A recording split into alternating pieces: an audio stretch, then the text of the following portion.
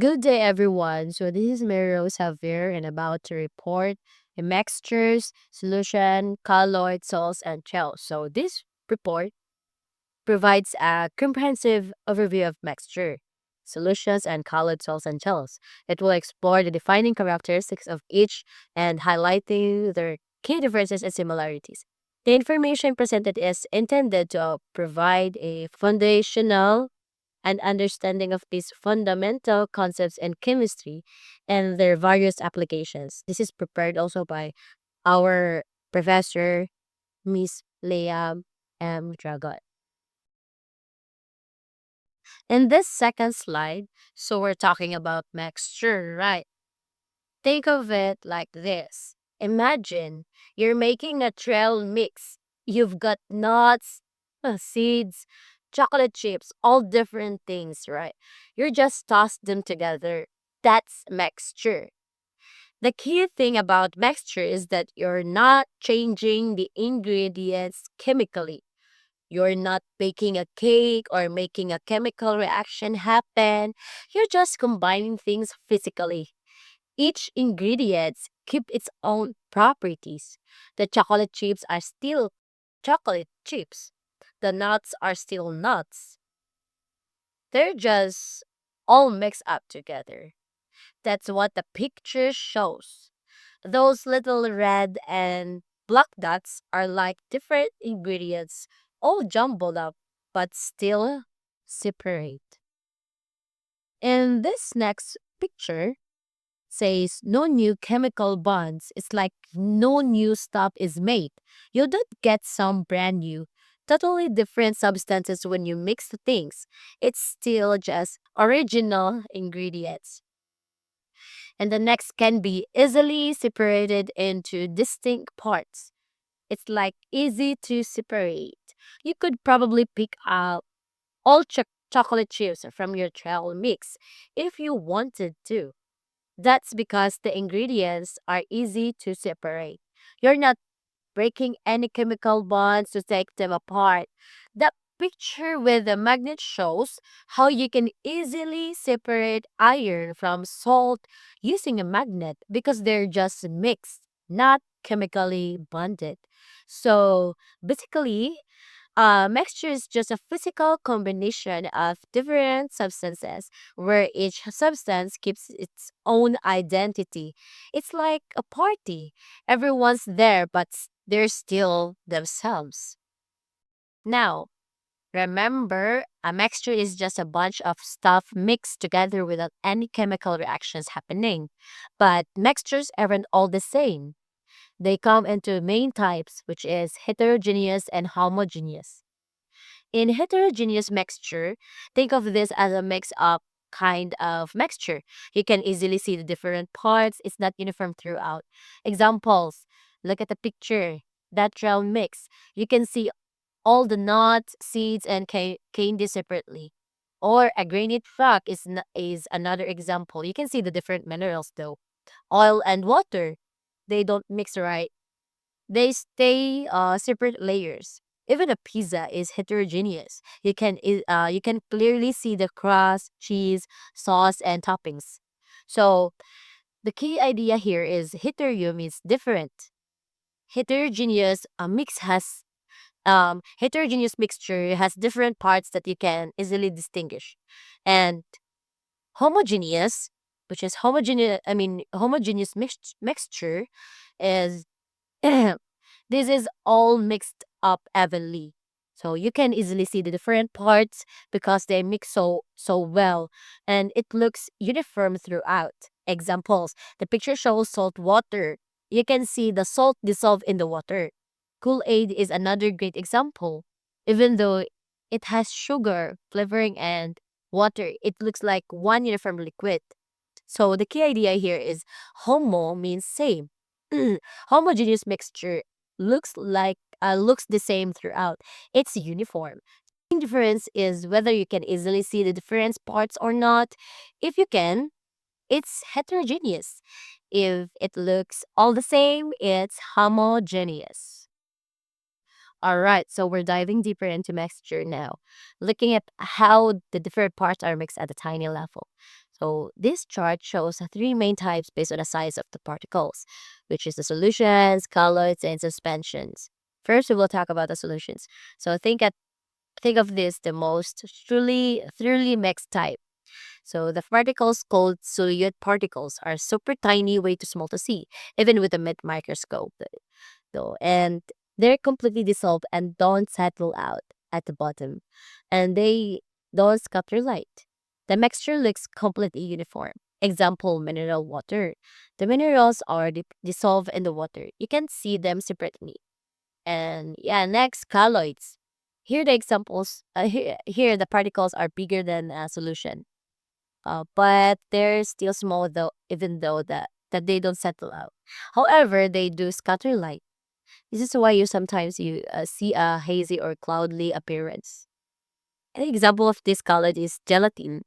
The particles are larger than in a solution, but they're evenly distributed and don't settle to the bottom. And yes, suspension, the third one, is these are the least mixed. The particles are large enough that they can settle out over time if you let the mixture sit. They also scatter light, often making a mixture look cloudy. Example, blood. If you let the blood sample sit, the cells will eventually settle at the bottom. So the key differences are the particle size and what happens over time.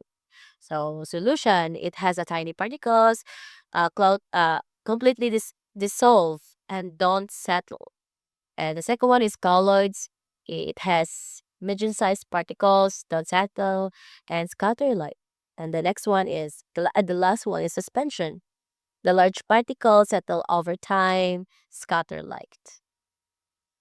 So it's all about how well the different parts are mixed at the particle level. Okay, let's talk about solutions. Remember we talk about mixtures? Well, a solution is a special kind of mixture. The important thing is that a solution looks like it's just a one thing, even though it's actually made of at least two things mixed together. It's completely uniform. You can see the different parts separately. Think about dissolving sugar in a water. Before you mix it, you see the sugar crystals. After you stir it up, the sugar disappears. It's still there, but it's dissolved in the water, making uniform solution. That's what the pictures with XS and OS shows. The XS, which is sugar, are spread evenly among the OS water. Now let's break down the parts. First is solute. This is the stuff that gets dissolved. In our sugar water example, sugar is the solute. It's the smaller amount. Next, solvent. This is the stuff that does the dissolving. In our example, water is the solvent. It is usually the larger amount. And the third one is solution. This is the whole mixture. The solute dissolve in the solvent. And the picture with a scale shows this perfectly. 100 grams of water, which is solvent, plus 10 grams of solute equals 110 of solution. The mass is conserved, nothing disappears, it's just all mixed together evenly. So some common examples of solutions are soft drinks, which is has sugar and flavorings dissolved in water. Another is gasoline. It is different hydrocarbons mixed together, and even tap waters has minerals dissolved in water. So since we've talked about solutions and colloids, now let's look at suspension. Suspensions are another type of mixture, but they're different from solutions and colloids because the particles are much larger. Think of this, think of it like this. In a suspension, you have bigger bits of stuff mixed into a liquid or gas. These bigger bits are heavy enough that they eventually settle for the bottom if you leave the mixture alone. That's the key difference. The image shows this nicely. The particles in the suspension test tube are much larger and have settled at the bottom, unlike the solution where everything is mixed evenly. So, what makes a suspension? First is large particles, which is the particles are big enough to see either with your eyes or a simple microscope. Second, settlate. The particles would settle out over time. If you shake it off, they'll mix again, they'll settle again eventually. And the third one is heterogeneous. Remember, hetero means different, and suspensions are heterogeneous mixture because you can see the different. You can see easily see the different parts. I mean, on the other picture, it says suspensions are heterogeneous, and the picture shows muddy water, snow globe, and Italian dressing. So the muddy water is the mud particles are suspended in the water, but they'll eventually settle to the bottom. And the next one, which is snow globe. So the snow is suspended in the water also, but it settles when you don't shake it. Another is Italian dressing. So the herbs and species are suspended in the oil and vinegar. If you let it sit, they'll separate. So the main takeaway is the suspension have larger particles that settle out over time, making them a heterogeneous mixture. It's like a temporary mix. The bigger bits will eventually separate. So now let's talk about colloids. Remember suspension and solutions? Well, colloids are kind of in between. So what is colloid? Colloid is a mixture where tiny particles are spread throughout a liquid or gas. But these particles are not heavy enough to settle out like in a suspension. They stay mixed up even over long periods. Think of it as a really well mixed, super fine mixture. The particles are bigger than in a solution but smaller than a suspension. The image says colloids are homogeneous, meaning they look the same throughout, just like a solution. You can't easily see the individual particles. The image shows mayonnaise and milk as examples. Both are colloids. The particles of fat and protein in milk and the emulsified oil and water in mayonnaise are small enough to stay suspended, but large enough to scatter light. To sum it up, colloids are homogeneous mixture with particles that are larger than in a solution but small enough to stay suspended indefinitely due to Brownian motion. They also exhibit the tidal effect. Okay, so we know about colloids are type of mixture. Now let's look at some of their special properties that make them different from solutions and suspension. This chart highlights two key properties, which is electric charge and adsorptive property. The first one is electric charge. So colloid particles often have an electric charge on their surface. Well, adsorptive property, this refers to the ability of colloid particles to attract and hold other molecules or ions onto their face. It's like a magnet attracting to tiny particles. So, in short, colloids have these two important properties, which is electric charge keeps the particle dispersed and prevents settling, and adsorptive property, which allows to the particles to attract and hold other substances on their surface, which is useful in many applications like purification, which is activate charcoal and drying silica gel. So these properties make colloids useful in many different things, from food like mayonnaise to industrial processes. Okay, so we've learned about the colloids and their properties. Now let's talk about how we can classify them. It's not just a simple colloid, there are different types. The key is to look at the properties of the tiny particles, which is the dispersed phase, and the substance they mix into, which is the medium. Think about milk. The fat globules are dispersed in the waters. The properties of these components help us to classify the colloid. The three main types of colloids are multimolecular colloids, macromolecular colloids, and associated colloids. First one is multimolecular colloids. These are formed when many small molecules clump together to form larger particles. Think of it like many tiny marbles sticking together to make a bigger clump. These clumps are still small enough to stay suspended, making a colloid. The second one, which is macromolecular colloids. These are made of single, giant molecules. These molecules are large enough to be considered colloidal particles on their own. Proteins are a good example. A single protein molecule can be large enough to be colloidal particle. And the third one, which is associated colloids. These are a bit different. They form when a small molecules come together to form larger clusters, only under a certain conditions, like a specific concentration or temperature. They can break apart and reform depending on the conditions. Soap are a good example of this kind of colloid. So the classification of colloids depends on the nature of the dispersed particles and how those particles are formed.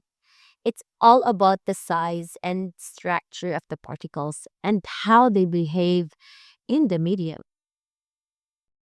Okay, so we've talked about different ways to classify colloids based on particles themselves. Now let's look at another way to classify them by the phases of matter involved. This means we're looking at whether the dispersed particles in the medium are solids, liquids, or gases. The image shows two main categories based on this: aerosols, foams. So, aerosols, these are colloids where tiny liquid or solid particles are suspended in gas. Think of it like a tiny cloud of liquid or solid droplets floating in the air. So the next one, which is foams. So foams are colloids where gas bubbles are dispersed in the liquid or solid. The gas bubbles are trapped within the liquid or solid, creating a foamy texture. So, this classification is all about the physical states of the dispersed phase and the medium. It's a different way of categorizing colloids, focusing on the overall physical appearance and structure of the mixture. It's useful because it helps us understand the properties and behavior of different types of colloids based on the phases info. Right, let's look at two more specific types of colloids: emulsions and gels. These are classified based on the nature of dispersed phase and how it interacts with the medium. Emulsions. An emulsion is a colloid where one liquid is dispersed throughout another liquid. The key here is that the two liquids don't normally mix. They're immiscible. Think oil and water. They separate into layers, right? To make a stable emulsion, you need an emulsifying agent or peptizing agent. This agent helps us to keep the two liquids mixed together, preventing them from separating into layers. The agent essentially coats the droplets of one liquid, preventing them from clumping together. And the next is homogenization. If the droplets in an emulsion are relatively large, they tend to separate. To prevent this, a process called homogenization is often used. This process breaks the droplets into much smaller sizes, making the emulsions more stable. And the next one, which is gels.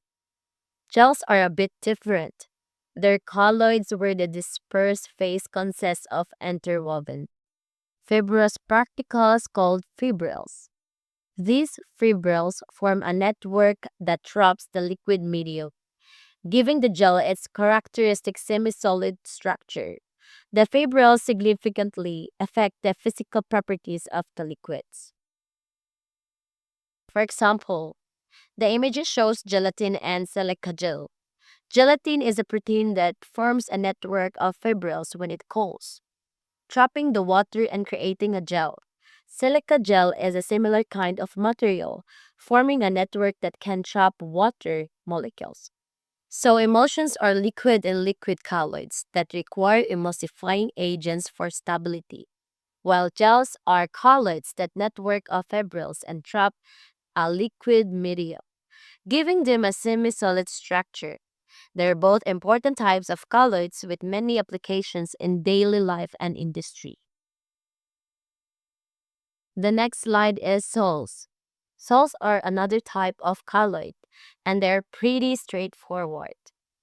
A sol is simply a colloid where a solid particles are dispersed in either a solid or liquid. It's like a suspension, but the solid particles are much smaller and don't settle out as quickly. So, solid dispersed in liquid, think of a paint. The pigment particles, which is the solid, are dispersed in the liquid medium, so which is the paint binder. The pigment particles are small enough to stay suspended, giving the paint its color and consistency. So that's one of the example about solid dispersed in liquid. So how about solid dispersed in solid? So solid dispersed in solid, opal is a good example of this. Tiny silica spheres are dispersed within a silica matrix, creating the opal's characteristics iridences. The image shows this nicely. So the main idea is that sols are colloids where a solid is the dispersed phase and either a liquid or a solid is dispersion medium.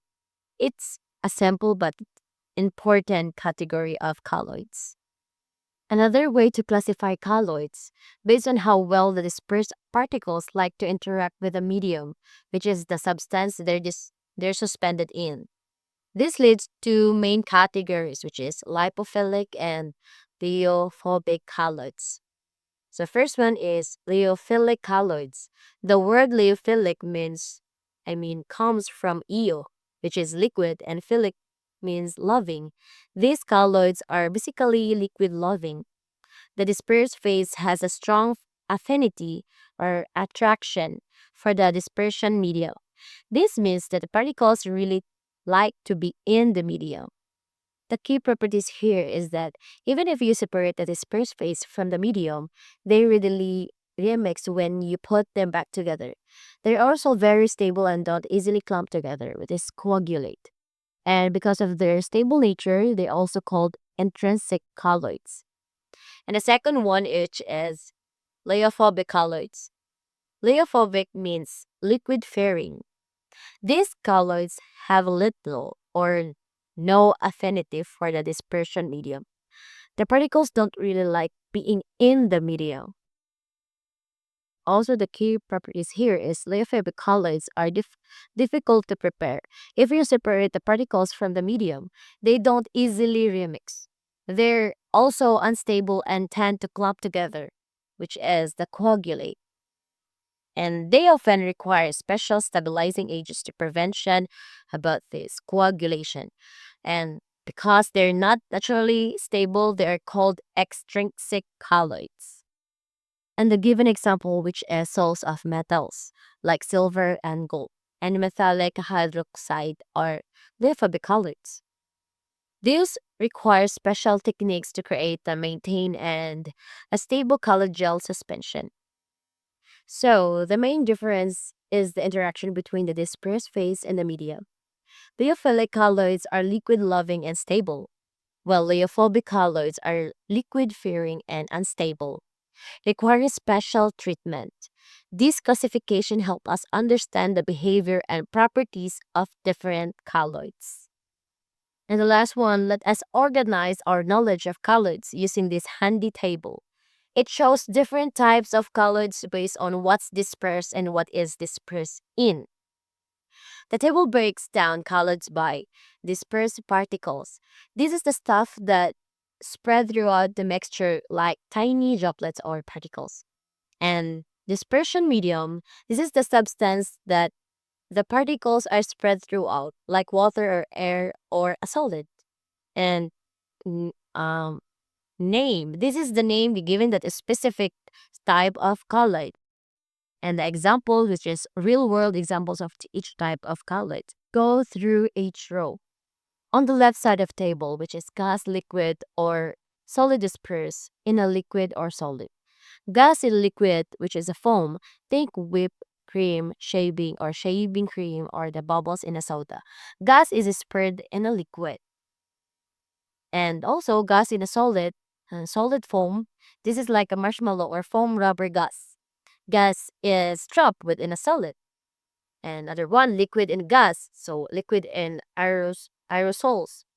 And this is includes clouds, which is water droplets in air, or fog, or mist, or hairspray and deodorant spray. So liquid is dispersed in a gas.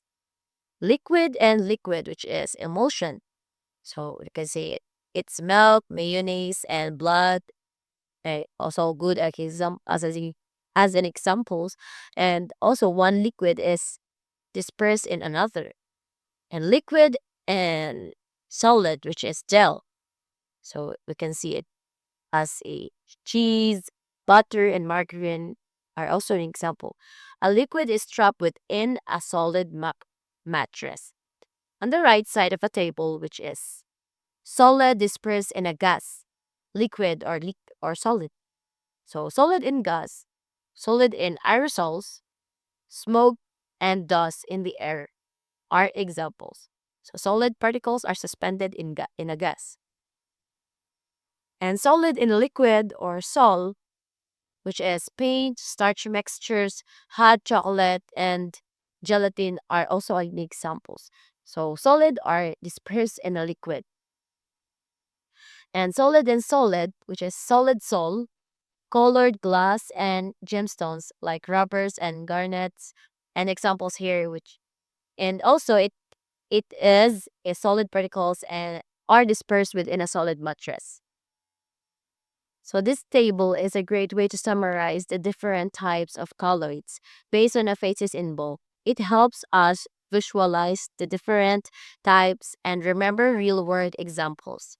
Remember the key understanding what is dispersed and what is dispersed in. So, to wrap up our exploration of colloids, remember that they're fascinating type of mixture with unique property stemming from the size interaction of their dispersed particles. Understanding their different classification by particle types, phase, and interaction with a medium. And also it help us appreciate their diverse application in every life and various industries. And that's all. Thank you.